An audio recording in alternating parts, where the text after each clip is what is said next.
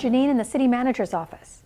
Coronado has a new Community Development Director. Rich Grunow, who comes to the city from Capitola, is set to start work May 7th. He's worked in land use and environmental planning with California public agencies for the past 18 years. At Capitola, Grunow guided a comprehensive update of the city's general plan and zoning ordinance, as well as the preparation of its first climate action plan. Grunow understands the San Diego region and is familiar with large and small organizations. He was selected after an extensive interview process that included input from various representatives from the community. The city is moving forward with a plan to provide for the purchase and rehabilitation of 35 multifamily units to ensure that Coronado keeps low and very low-income housing available to residents.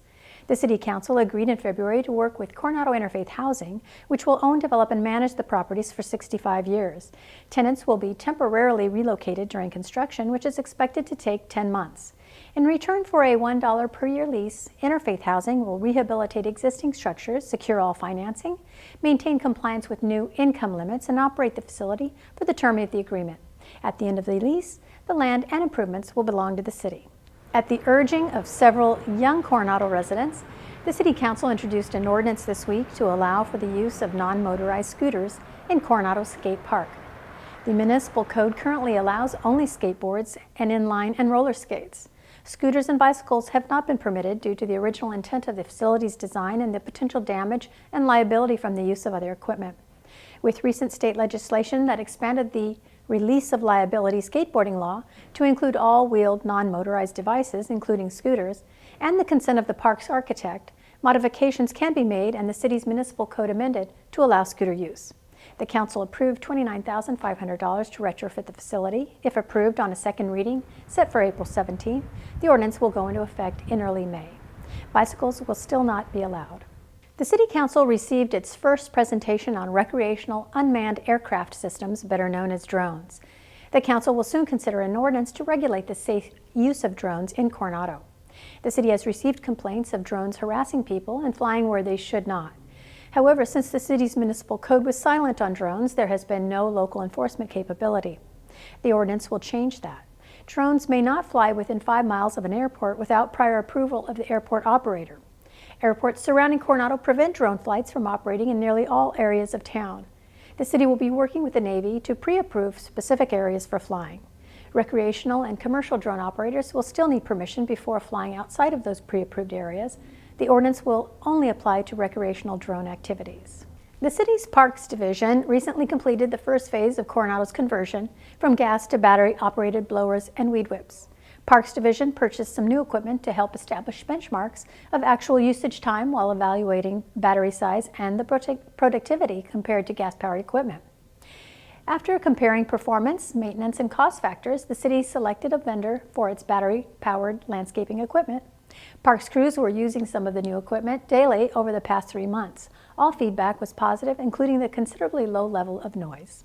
Sod installation as part of the work to improve Sunset Park will start next week. Once the sod is installed, a 4 to 6 week post-installation maintenance period is required for it to take root before the park is reopened to the public.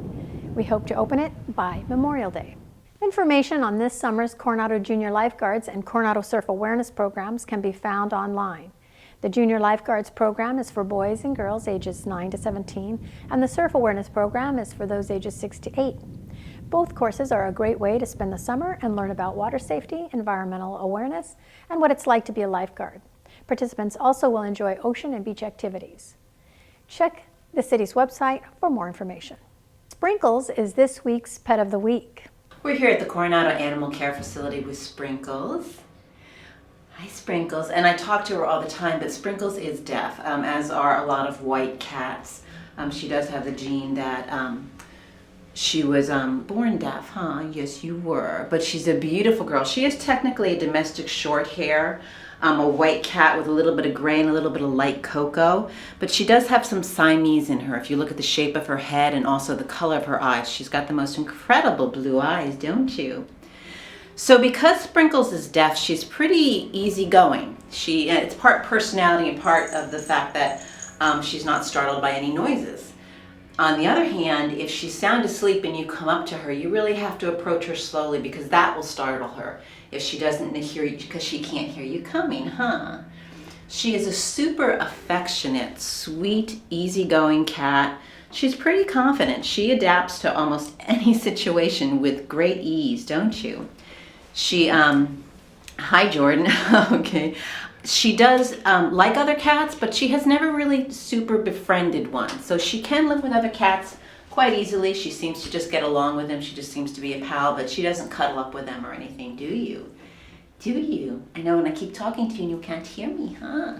You cannot hear me, but you are so sweet and beautiful. Sprinkles is about 3.5 years old, and in addition to being deaf, she does have feline epilepsy. She gets, which is controlled with phenobarbital. So she gets 1 phenobarbital pill a day, which they say is so easy to administer. They put it on her lips and she just swallows it. So yes, you're very easy, huh? You're very easy. I think that you know that it makes you feel good, huh? Yes, it keeps you healthy. Other than that, she's in perfect health, aren't you, sweetheart? She's looking for somebody who's a little cat savvy, huh? Yeah. Yeah, and somebody that will give you lots of pets. Yeah. When she just was taking a really big old nap. When she's wide awake, she's very active. She loves to run up and down the hall, don't you, and play with toys. Yes, you're a good girl. So if you're looking for a sweet, affectionate, easygoing cat who, and if your house is a little loud, she won't mind because she can't hear it, right? Yeah, you're a beautiful girl. Come on down and meet Sprinkles. The Coronado Animal Care Facility is located at 1395 First Street, and it's open 7 days a week from 9 to 11:30 and 12:30 to 4, except major holidays. Right, sweetheart? Yeah. To set up a visit with Sprinkles, call PAWS, which runs the city's animal care facility at 619-522-7371.